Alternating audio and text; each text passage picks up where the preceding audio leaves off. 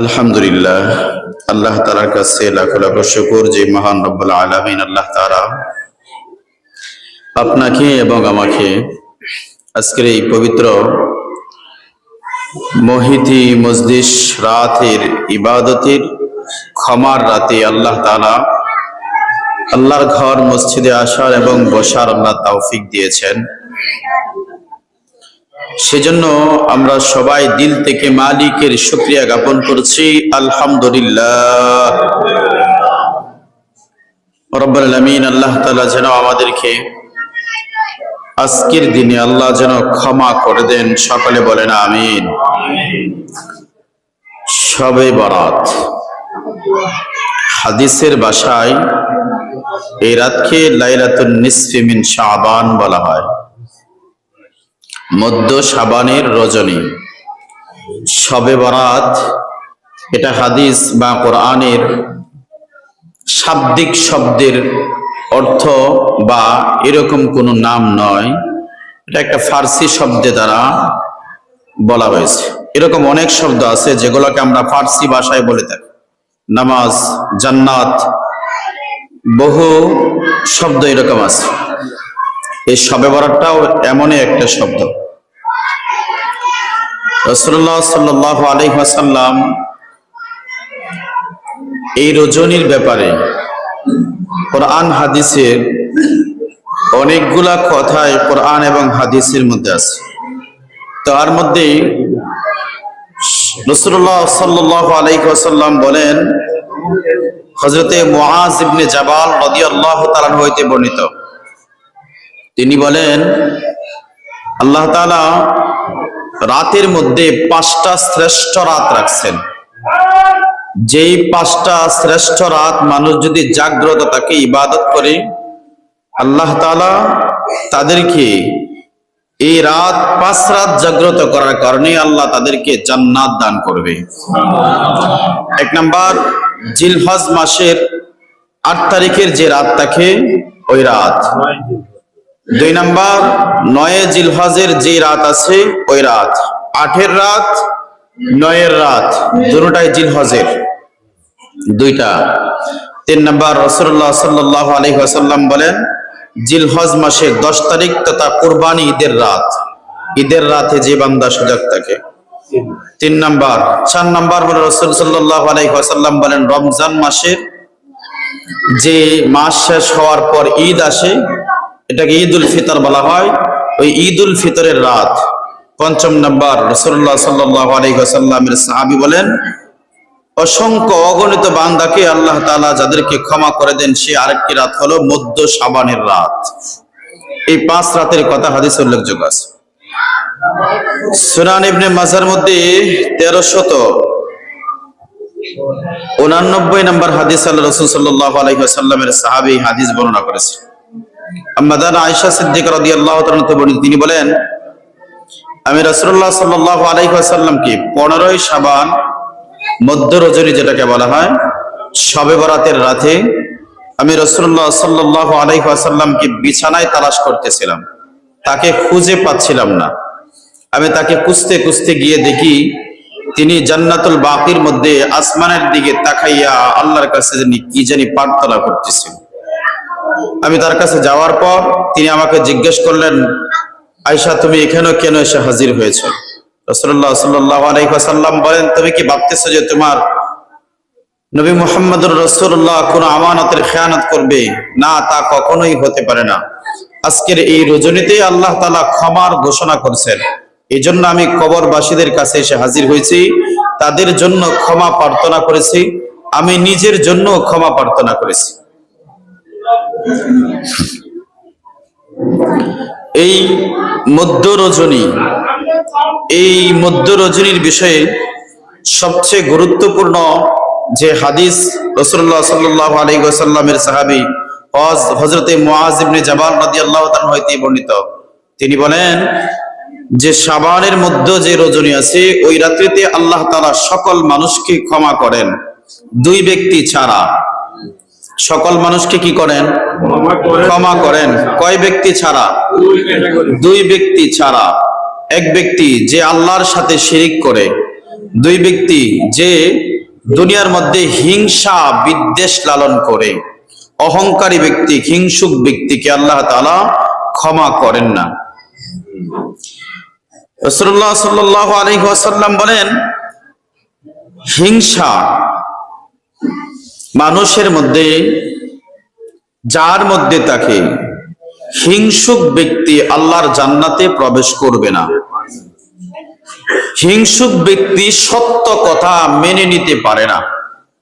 যার ভিতরে হিংসা আছে, বিদ্বেষ আছে, ওই ব্যক্তির সামনে সত্য উপস্থাপন করলে সে মেনে নিতে পারবে না। অহংকার যার ভিতরে আছে, ওই ব্যক্তির সামনে সত্য উপস্থাপন করলে সে মেনে নিতে পারবে না। এরকম কোন ব্যক্তি যদি পাওয়া যায় যে যার সামনে সত্য উপস্থাপন করা হয়েছে, হক উপস্থাপন করা হয়েছে, কিন্তু সে জানার পরও মেনে নেয় নাই, বুঝতে হবে তার ভিতরে অহংকার আছে। আল্লাহ তাআলা বলেন, যার ভিতরে অহংকার এবং হিংসা আছে ওই ব্যক্তিকে আল্লাহ তাআলা ক্ষমা করবেন না, বাকি সকলকে আল্লাহ তাআলা ক্ষমা করবেন। শিরিক কাকে বলে? প্রথম যে ব্যক্তিকে আল্লাহ ক্ষমা করবে না, দুনিয়াতে আমরা অনেক কাজ আছে কথায় কথায় শিরিক করে। এটার বাস্তবতা উদাহরণ হলো আমাদের সমাজের কিছু মানুষ এমন মাঝে মাঝেই বলে, আমার সন্তানটা বিদেশে না থাকলে না খাইয়া মরতাম। এই কথাটা শিরিক। অনেক মানুষ এমন বলে, আমার ছেলেটা চাকরি না করলে আমার অবস্থা খুব খারাপ হইতো। কথাটা শিরিক। অনেক মানুষ বলে, আমার ব্যবসা বাণিজ্য না থাকলে আমি না খাইয়া মরতাম। এই কথাটা শিরিক। অনেক মানুষ মনে করে, আমার ছেলে যদি না থাকতো তাহলে আমার অবস্থা খুব ভয়াবহ ছিল। দুনিয়াতে যে মানুষের ছেলে নাই তারা বেঁচে আছে না মরে গেছে? সব। যার ছেলের চাকরি নাই এরকম মানুষ দুনিয়াতে বেঁচে নাই। যার ছেলেই নাই সে দুনিয়াতে বেঁচে নাই। তাহলে দুনিয়াতে ওই কাজের মধ্যে আমরা অনেক সময় শিরিক করি। আত্মবিশ্বাস আমাদের বড় কম, নিজের প্রতি, নিজের আত্মবিশ্বাসের প্রতি আমরা দুর্বল, আল্লাহর প্রতি আমরা দুর্বল, আস্থা প্রতিষ্ঠার প্রতি, আল্লাহর প্রতি যে আস্থা থাকার কথা ছিল সেই জায়গার মধ্যে আমরা দুর্বল। এই জন্য আমাদের শিরিক অনেক জায়গায় কাজে হয়, অনেক জায়গায় কথায় হয়। কাজে কি করে হয়?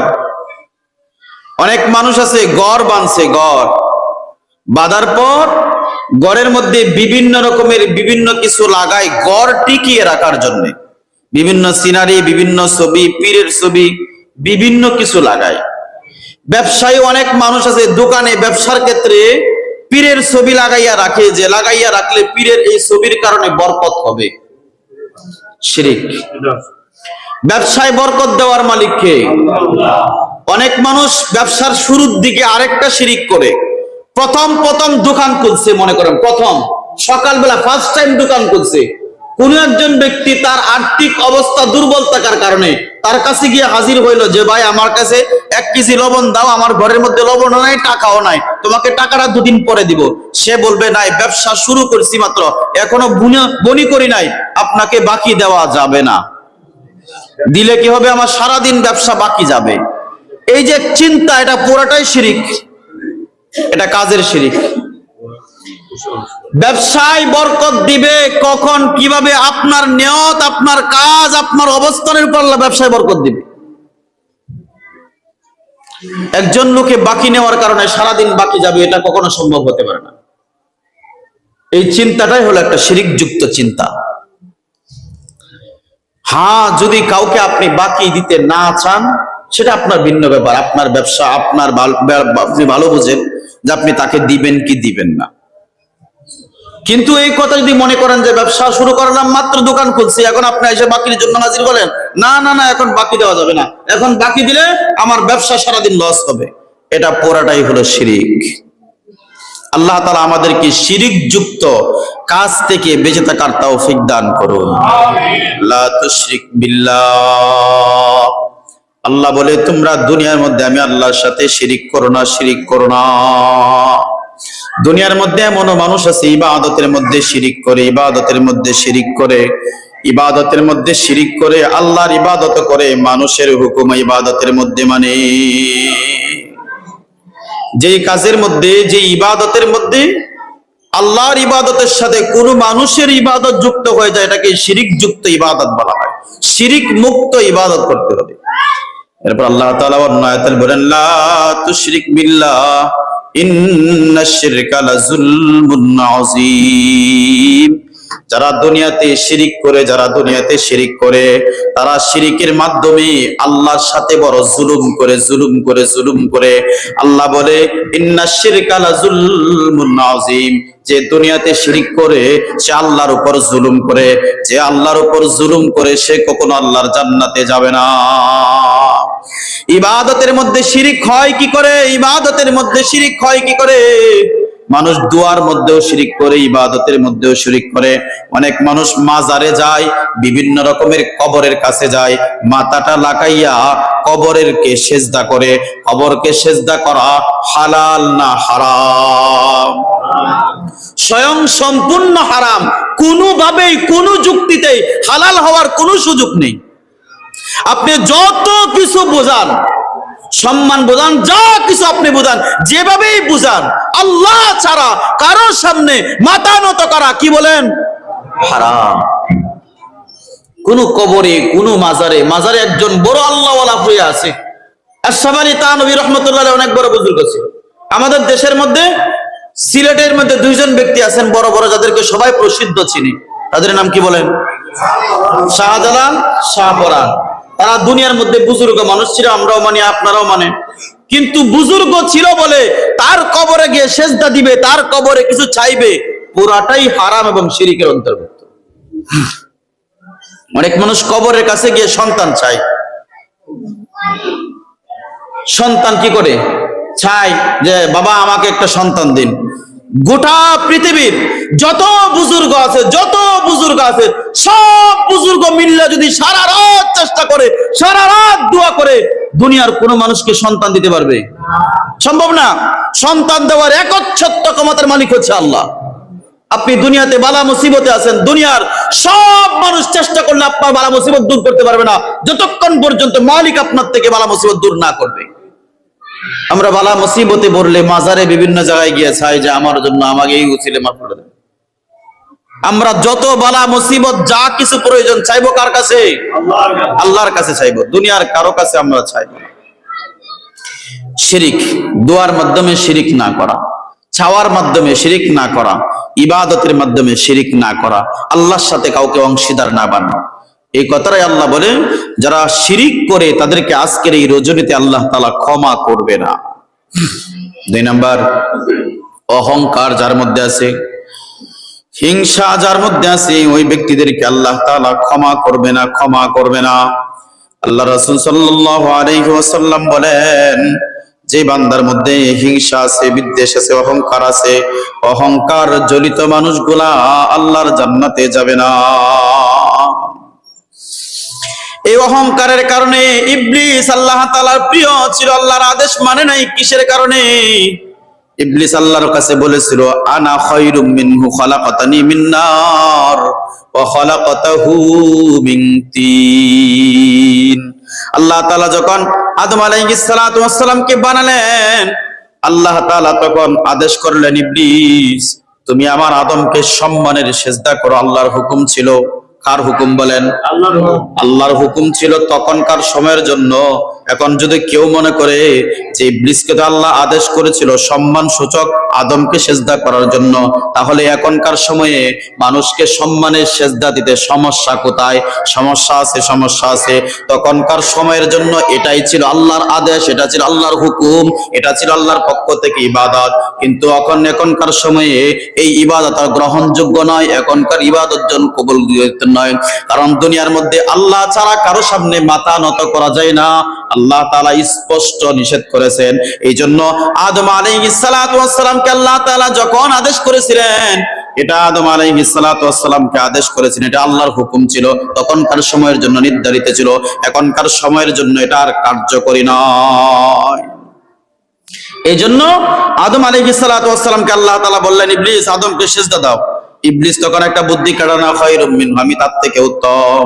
দুনিয়ার মধ্যে আমরা অনেক মানুষ মনে করি আমরা তার কথা মানবো কেন, তার কথা শুনবো কেন, অমুকের কথা আমি মানবো কেন, আমি তার থেকে বেশি বুঝি, আমি তার থেকে বেশি জানি, আমি তার থেকে বেশি ভালো বুঝি, আমি তার থেকে বেশি জ্ঞানী। ইবলিস নিজেকে অহংকার করার কারণে, বড় মনে করার কারণে আল্লাহর লানত প্রাপ্ত হইল। দুনিয়ার মানুষ যদি আল্লাহর আদেশ না মানে, তাহলে ইবলিসের মতন দুনিয়ার মানুষও আল্লাহর লানত প্রাপ্ত হইতে পারে। ইবলিসের গুণ ছিল আল্লাহর হুকুম মানে নাই, আল্লাহর আদেশ মানে নাই। এই জন্য ইবলিস হয়েছে, আল্লাহর নাফরমান হয়েছে, অহংকার জড়িত কারণে। আল্লাহ তাআলা আমাদেরকে ইবলিসের মতন অহংকার যুক্ত নয়, অহংকার মুক্ত ইবাদত করার আল্লাহ আমাদেরকে তৌফিক দান করুন। তাহলে অহংকারের কারণে মানুষ দিন দিন এমন হয়, রাসূলুল্লাহ সাল্লাল্লাহু আলাইহি ওয়াসাল্লামের অন্য এক হাদিসে বলে, অহংকার এমন এক জিনিস যার ভিতরে অহংকার থাকে, ওই ব্যক্তি কয়লা যেরকম আগুনকে পুরাইয়া শেষ করে দেয়, একজন ইমানদার মুমিন মুসলমানকে অহংকার যার মধ্যে থাকে তাকে এরকম ভাবে পুরাইয়া শেষ করে দেয়। আল্লাহর ইবাদতের ক্ষেত্রে মনে করবে সে যুক্তি কাটাবে, তখন দেখবেন যখন আল্লাহ লানতপ্রাপ্ত হবে তখন তার মধ্যে যুক্তি দাঁড় করাবে যে দুনিয়াতে আল্লাহর ইবাদত করবো কেন, আল্লাহকে দেখা যায় না, আল্লাহকে চিনি না, আল্লাহকে জানি না, অনেক রকমের যুক্তি দাঁড় করাবে। আল্লাহর কোন ইবাদতের ক্ষেত্রে যুক্তি পেশ করার দুনিয়ার কোন মানুষের দুঃসাহসও নাই। আল্লাহর ইবাদত যা আল্লাহ আদেশ করেছে, যেভাবে বলেছে সেইভাবেই পালন করতে হবে। ইবলিস অহংকার জড়িত কারণে ইবলিস দুনিয়াতে ধ্বংস হই। লা ইয়াদখুলুনাল জান্নাতা মান কানা ফি কলবিহি মিসকাল যাররাতিন মিন কিবর। রাসূলুল্লাহ সাল্লাল্লাহু আলাইহি ওয়াসাল্লাম বলেন, যার অন্তরে এক জাররা পরিমাণ অহংকার থাকবে সে আল্লাহর জান্নাতে প্রবেশ করবে না। কি থাকবে বলেন? অহংকার থাকবে। যে বান্দার ভিতরে, এই বান্দা আল্লাহর জান্নাতে প্রবেশ করবে না। অহংকারী ব্যক্তি আল্লাহর জান্নাতে যাবে না। এই অহংকার থেকে আমাদের বেঁচে থাকা দরকার। এই অহংকার আমাদের মধ্যে থাকতেই পারে, বিভিন্ন ভাবে আসতে পারে। এ হাত থেকে বাঁচার তিনটা সহজ উপায় বলি। বাঁচার কয়টা উপায়? তিনটা উপায়। এক কথা মনে রাখুন। এক নাম্বার, দুনিয়ার মধ্যে সর্ব অবস্থায় এই কথা মনে রাখুন, আমার থেকে অধম, আমার থেকে দুর্বল, আমার থেকে অজ্ঞানহীন মানুষ দুনিয়াতে আর কেউ নাই। অহংকার আসার একটা কারণ হলো, দুনিয়াতে আপনার কাছে যখনই মনে হবে আমি অনেক কিছু জানি, তখন আপনার ভিতরে অহংকার আসবে। তখন আপনি অনেক সত্য জানার পরে মানতে মন চাইবে না, টেট্টামি করতে মন চাইবে। আপনার অনেক কাজ আছে দুনিয়াতে, সত্য জানার পর আপনি মানতে চাইবেন না, আপনার ভিতরে অহংকার কাজ করবে। অনেক সময় আপনার প্রেস্টিজে লাগবে ভালো কাজ, সত্য কাজ, ভালো কাজ জানার পর আপনি করবেন না, আপনার প্রেস্টিজ নষ্ট হয়ে যাবে। যখন মনে করবেন আমি তো সমাজে একজন, এই কথা যখন মনে করবেন তখনই মনে হবে আমি এই কাজটা কেন করবো, এটা আমার দ্বারা না। হ্যাঁ, মুমিন মুসলমান ওই কাজ থেকে বেঁচে থাকবে। কোন কাজ? যেই কাজ করলে ইমানের ক্ষতি হয়, আমলের ক্ষতি হয়, এমন কোন কাজ যদি থাকে, বড়ই হোক বা ছোট হোক, এরকম সব কাজ থেকে মুসলমান ইমানদার বেঁচে থাকবে। কিন্তু যদি কোনো কাজ থাকে এমন যে একটা ছোট কাজ, সমাজের জন্য কল্যাণকর, যে ছোট একটা কাজের কথা বলি, রাস্তা দিয়ে কোনো মানুষ যখন হেঁটে যায়, রাস্তায় বিভিন্ন রকমের একটা ময়লা পড়ে আছে, ময়লা সরাইয়া দেওয়া মুসলমান ইমানদারের দায়িত্ব। হয়তো কোনো মুসলমান ভাই ফেলে গেছে, আমি এটা নিয়ে যদি হাও মাও চিল্লাডুল্লি করি তাহলে কি হবে? এখানে একটা গ্যাঞ্জাম সৃষ্টি হবে, বিভিন্ন রকমের মত পার্থক্য, বিভিন্ন কথা হবে, খারাপ কথাও হতে পারে। যদি আমি এমন কাজ করি, ময়লাটা পড়ে আছে, রাস্তার থেকে আমি সরাইয়া দিলাম, আমার একজন মুমিন মুসলমান ভাইয়ের যেন কষ্ট না হয়, তাহলে বুঝে যাবে আমার ভিতরে অহংকার নাই। আর যার ভিতরে অহংকার আছে সে সরাবে না। কেন? আমি এটা সরাবো, বুঝে আসে নাই যে আমি এটা সরাবো, আমি তো সমাজের অমুক, আমি এই কাজটা করব। এটা একটা সহজ উদাহরণ বলি। মসজিদ কার ঘর? আরো জোরে বলি, কার ঘর? মসজিদ আল্লাহর ঘর। এই মসজিদ রাসূল সাল্লাল্লাহু আলাইহি ওয়াসাল্লাম বলেন, দুইটা হাদিসের একটা হাদিস বলি। এক নাম্বার হাদিস, রাসূল বলে যেই বান্দা মসজিদ পরিষ্কার করে আল্লাহ তার দিল পরিষ্কার করে দেয়। যে মসজিদের সাথে লেগে থাকে আল্লাহ তাআলা কাল কিয়ামতের দিন জান্নাতে তার জন্য সুখ বালা খানার ব্যবস্থা করবে। জান্নাতি মুমিন মুসলমানের একটা পরিচয় হলো যে মুমিন এবং মুসলমান হবে তার সর্বদাই দিলটা মসজিদের সাথে লেগে থাকবে। এটা মুমিন মুসলমানের একটা গুণ। তাহলে একজন মুসলমান যখন সে মসজিদে প্রবেশ করবে, মসজিদে একটা ময়লা পড়ে আছে, সে কাজ করবে কি, যে ময়লাটা আমি পরিষ্কার করে দিলাম, আল্লাহর ঘর পরিষ্কার করলাম, আমি নিজে এখানে ইবাদত করব, আমার কোন মুমিন মুসলমান ভাই এখানে ইবাদত করবে। আর যদি সেরকম না হয়, কে করলো রে মসজিদের মধ্যে ময়লা, হ্যাঁ মসজিদের দায়িত্বশীল ব্যক্তি আছে, হ্যাঁ তারা করবে। এমনও তো হতে পারে তার বেয়াখিলিতে একটা ময়লা হয়ে গেছে, এটা নিয়ে চিল্লাডুল্লি করবো না, আমরা কি করব, নিজের থেকে পরিষ্কার করব। কেন? আমার দিলের ময়লা পরিষ্কার করার জন্য। আর যদি এরকম মনে হয় আমি অমুক এটা করবো কেন, বোঝা যায় আমার ভিতরে ডালমে কুছ কালা কে, মানে আমার দিলের ভিতরে অহংকার আছে যে আমি করব কেন। আমরা সবাই দুনিয়ার মধ্যে মসজিদের মধ্যে খাদেম ছাড়া আর কিছুই নয়। এই মসজিদের আমি হুজুর, সভাপতি সাহেব, খাদেম সাহেব, মসজিদের মুয়াজ্জিন সাহেব, সেক্রেটারি সাহেব, মহল্লার যত ব্যক্তি আছে, যত প্রকারের মানুষ আছে, আমরা সবাই মসজিদের কি বলেন, শুধু খাদেম, আল্লাহর ঘর মসজিদের খাদেম। এই মসজিদের আমরা আর কিছুই নয়। আমি ইমাম সাহেব মসজিদের শুধু একজন খাদেম, আর কিচ্ছু নয়। এই মসজিদের শুধু একজন খাদেম। একটা আমলের কথা বলে, যেহেতু মসজিদের সাথে বলছি, আজান মসজিদে ভাই কি হয় না, মাঝে মাঝে আজান দিবেন। আজান দিলে গুনাহ মাফ হয়। আজান দিলে কি হয়, মাঝে মাঝে আজান দিবেন। কেন আজান দিবেন জানেন? রাসূলুল্লাহ সাল্লাল্লাহু আলাইহি ওয়াসাল্লাম বলে, দুনিয়ার যে মসজিদ গুলা দেখা যায়, মসজিদের মধ্যে যখন কোন মানুষ যখন আজান দেয়, এই আজানের মাইকের ধ্বনি যত দূর পর্যন্ত যায়, আল্লাহ তাআলা বলেন বিস্তারিত হইয়া চতুর্দিকে যত দূর পর্যন্ত যায়, এত দূর পর্যন্ত বিস্তার হয়ে আল্লাহ তাআলা তার জিন্দেগীর গুনাহগুলো আল্লাহ ক্ষমা করে দেয়। কি দিলে? আজান দিলে। কি দিলে ভাই? আজান দিলে। এই জন্য দুনিয়ার মধ্যে আমরা কি করব, আজান দিব। মসজিদে মুয়াজ্জিন আছে, তাকক মাঝে মাঝে সুযোগ করে মুয়াজ্জিনের কাছ থেকে সুযোগ নিও, ভাই আমাকে দেন, আমি আজান দেই। কেন দিব? যে আমার গুনাহ মাফ করানোর জন্য। কি করানোর জন্য বলেন?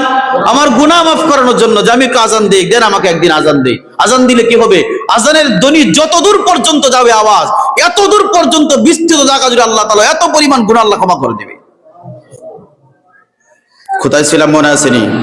যে অহংকার দূর করার মূল চিকিৎসার মধ্যে ছিলাম, যে আমার মধ্যে কি থাকবে, যে আমি দুনিয়ার মধ্যে কিছুই জানি না, আমি সমাজের একজন ছোট মানুষ, আমি জ্ঞানহীন মানুষ, ক্ষমতাহীন মানুষ, আমি একেবারে দুর্বল। আল্লাহ তাআলা তো কোরআনে কারীমের মধ্যে বলেই দিয়েছেন, খুলিকাল ইনসানু যায়ফা, আমি আল্লাহ মানুষকে দুর্বল করে বানাইছি। আল্লাহ যেহেতু আমাকে দুর্বল করে বানাইছে, আমি নিজেকে মনে করব আমি সবচেয়ে দুর্বল একজন মানুষ।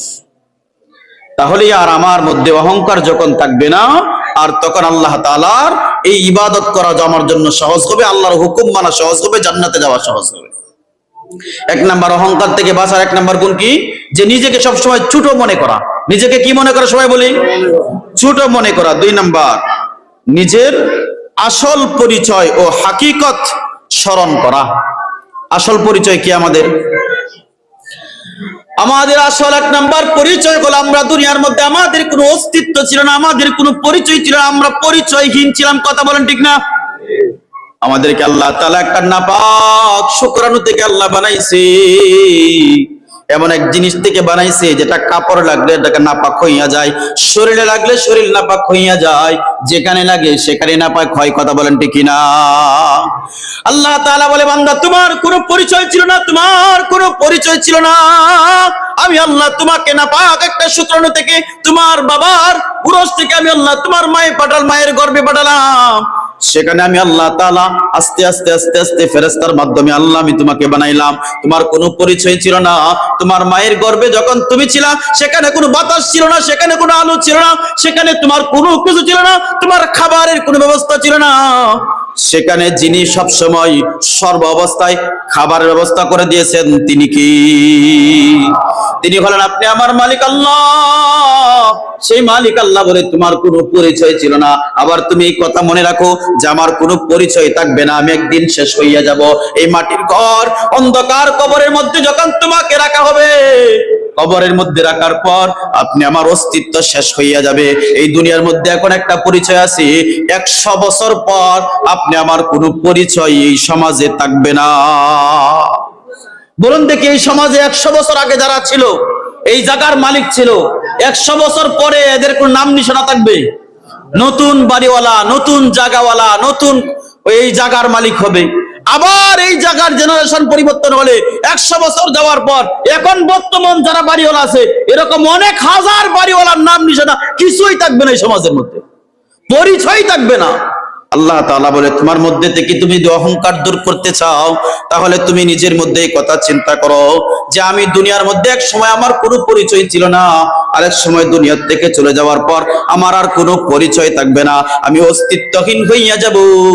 ওই পরিচয় যখন তুমি চিন্তা করবা, তখন তোমার মধ্যে আর অহংকার আসবে না, তোমার মধ্যে নম্রতা আসবে, তোমার মধ্যে শালীনতা আসবে, তোমার মধ্যে ভদ্রতা আসবে, তোমার মধ্যে আল্লাহর শুকর বের হবে, তোমার জবান থেকে মালিকের গোলামির কথা বের হবে, তোমার জবান থেকে মালিকের শুকর বের হবে। আর না হয়তো তোমার জবানের মধ্যে থেকে অহংকার বের হবে, অহংকার বের হবে আমার শরীরটা অনেক সুন্দর, আমার শরীরের চামড়াটা অনেক সুন্দর, আমার শরীরের মধ্যে অনেক শক্তি। কত শক্তিওয়ালাকে মাটি খাইয়া তামা তামা করে দিয়েছে, কথা বলেন ঠিক না? এই জমিনের মধ্যে যারা বাহাদুরি করেছে কেউ থাকতে পারে নাই, আপনি আমিও থাকতে পারবো না। এই জন্যই কথা মনে করা, নিজেকে ছোট মনে করা যে আমার কোনো অস্তিত্ব ছিল না, আরেকবার কোনো অস্তিত্ব থাকবে না। মধ্যে যেই সময়টুকু পেলাম, ওই সময়ের মধ্যে মালিকের শুকরগুজার হইতে হবে, মালিকের ইবাদত করতে হবে, মালিকের সন্তুষ্টি অর্জন করতে হবে, তাহলে এই অহংকার থেকে বাঁচা সম্ভব। 2 নম্বর গুণ কি বললাম? নিজের কোনো অস্তিত্ব ছিল না, আরেকবার অস্তিত্ব আমার কি করবে না, থাকবে না, আমার সব শেষ হইয়া যাবে। এই কথাগুলো চিন্তা করা, তাহলে আমার মধ্যে অহংকার আসবে না। 3 নাম্বার, রাসূলুল্লাহ সাল্লাল্লাহু আলাইহি ওয়াসাল্লাম বলেন, বান্দা তুমি বেশি বেশি করে আগে সালাম দাও। তুমি যদি বেশি বেশি করে আগে সালাম দাও, তাহলে তোমার মধ্যে থেকে অহংকার দূর হইয়া যাবে। সবাই আওয়াজ দিয়ে বলেন, অহংকার দূর হওয়ার 3 নাম্বার গুণের নাম কি? বেশি বেশি করে সালাম দেওয়া, আগে না পরে? সবাই আগে আগে সালাম দেওয়া। রাসূল বলে, দুনিয়ার মধ্যে তুমি যদি নিজের মধ্যে থেকে অহংকার দূর করতে চাও, তাহলে তুমি যাকেই পাইবা আগে আগে সালাম দাও। আমার মুসল্লিদের মধ্যে কয়েকজন মুসল্লি এমন আছে যাদের মধ্যে আগে সালাম দেওয়ার অভ্যাস আছে। এরকম মুসল্লি আছে, এই মসজিদে আছে। এই জন্য আপনি আমার মধ্যে এই অভ্যাস তৈরি করা চাই। কেন বললাম যে আছে? এই জন্য বললাম যে আমার সবার মধ্যে যেন অভ্যাস তৈরি হয়। আমি সবাই আগে আগে সালাম দেওয়ার চেষ্টা করব। সালাম দিলে অহংকার দূর হবে। অহংকার যখন দিলে থাকবে না, এই দিলের মধ্যে আল্লাহর রহম থাকবে, রহম থাকবে, আল্লাহর রহমত থাকবে। ভাই দোস্ত বুজুর্গ, সালাম দিলে কি হয়? সালাম দুনিয়ার মধ্যে থেকে শুরু হয় নাই, সালাম শুরু হয়েছে কোত্থেকে বলেন? সালাম শুরু হয়েছে ওই আদম আলাইহিস সালাতু ওয়াস সালাম থেকে, যিনি প্রথম আদম আলাইহিস সালাতু ওয়াস সালামকে আল্লাহ সৃষ্টি করেছিলেন। সৃষ্টিকুলের শুরু লগ্নে থেকে সালামের শিক্ষা আল্লাহ নিজে দিয়েছেন।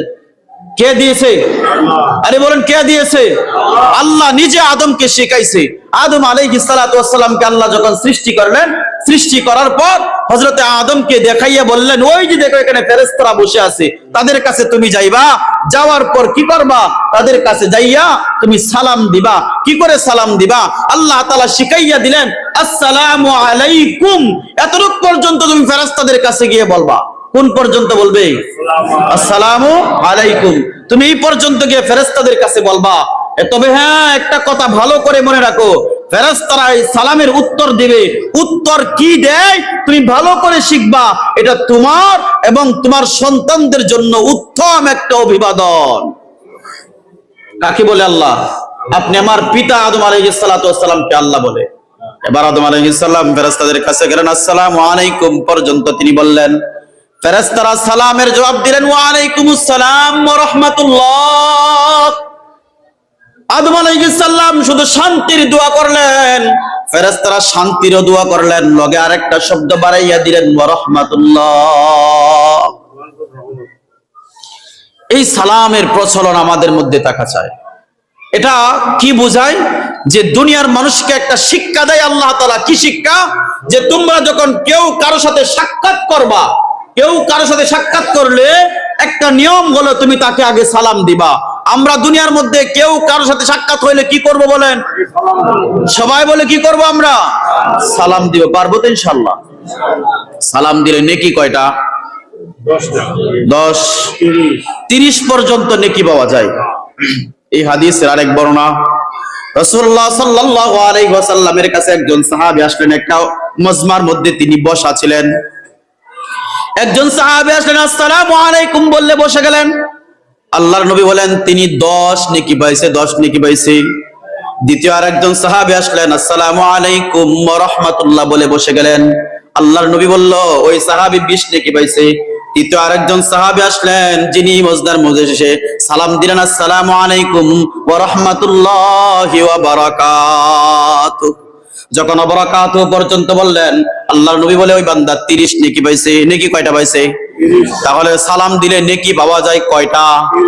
30টা। যারা বলে সালাম দিলে 90 নেকি পাওয়া যায়, ওই কথার উপর কোনো হাদিস পাওয়া যায় না। কথা বুঝে আসছে?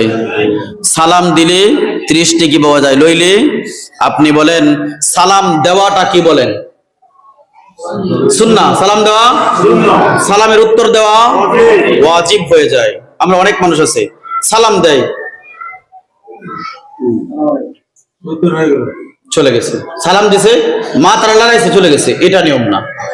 সুন্নাত এবং আদব হলো রাসূলুল্লাহ সাল্লাল্লাহু আলাইহি ওয়াসাল্লাম বলেন যখন আপনাকে কেউ সালাম দিবে, যখন আপনাকে কেউ সালাম দিবে, আপনি মাথা নাড়াইয়া শুধু চলে যাবেন, এটার নাম সালামের উত্তর নাই।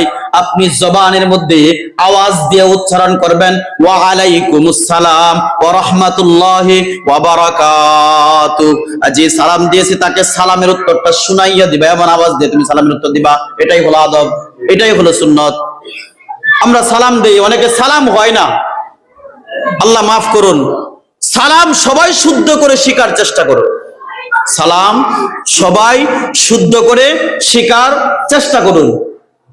আসসালামু আলাইকুম, সবাই বলি কয়েকবার, আসসালামু আলাইকুম ওয়া রাহমাতুল্লাহি ওয়া বারাকাতুহু। আসসালামু আলাইকুম,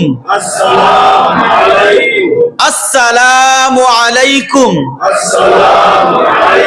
ওয়া রাহমাতুল্লাহি ওয়া বারাকাতুহু। ওয়া আলাইকুমুস সালাম ওয়া আলাইকুমুস সালাম ওয়া রাহমাতুল্লাহি ওয়া রাহমাতুল্লাহি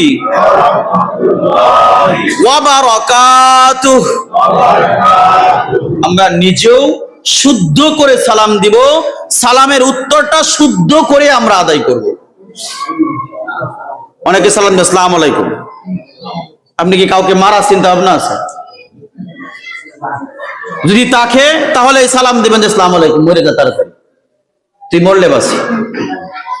আমি তো ইমানদার, আমি মুসলমান, আমার কোনো ভাইয়ের ক্ষতি হোক এটা কোনো মুসলমান সাধন করতে পারে না, মুসলমান চাইতে পারে না। মুসলমান তো তা চাইবে যে আমি এমন কিছু বলবো আমার ভাইয়ের কল্যাণ হোক, ও রহমত হোক, বরকত হোক, অকল্যাণ থেকে বেঁচে থাকুক। এটাই তো মুসলমানদের চাওয়া হওয়া উচিত। তাহলে আমার ভাই ক্ষতিগ্রস্ত হয়ে যাক এটা আমরা চাইবো না। সালাম আমরা শুদ্ধ করে দিব, না পারলে শুদ্ধ করে শেখার চেষ্টা করব, তারপরে অশুদ্ধ সালাম আমরা দিব না।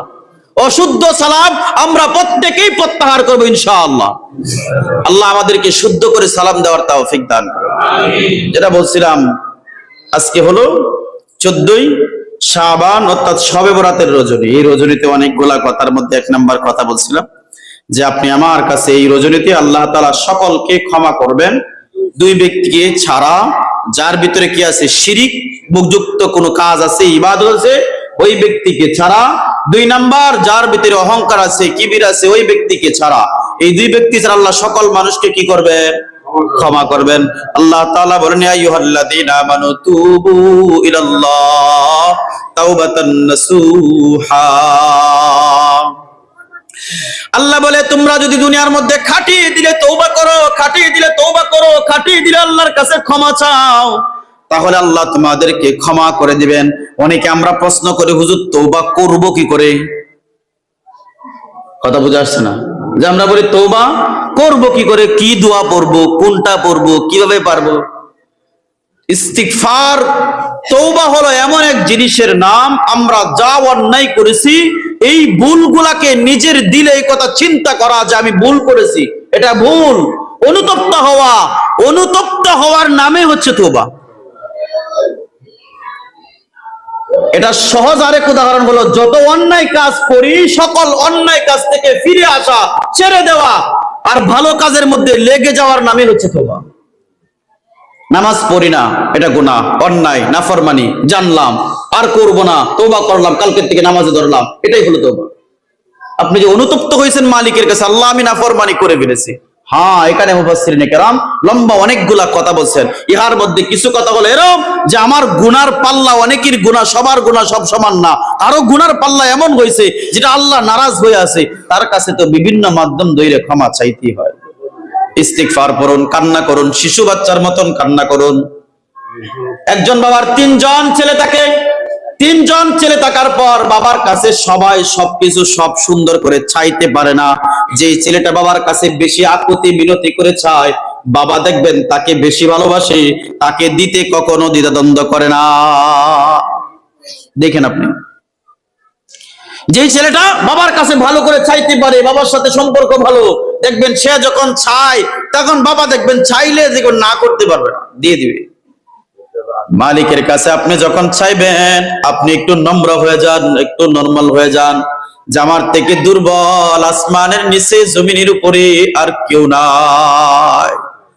যখন ক্ষমা চাইবেন এই কথাগুলো চিন্তা করেন, আল্লাহ আমার থেকে বড় নাফরমান কেউ নাই, আমার থেকে বড় গুনাহগার জমিনের মধ্যে কেউ নাই, আল্লাহ তুমি আমাকে ক্ষমা করে দাও, আল্লাহ তুমি আমাকে মাফ করে দাও। বান্দা যখন বারবার কান্নাকাটি করবে, তওবা করবে, আল্লাহর কাছে যখন ক্ষমা চাইবে,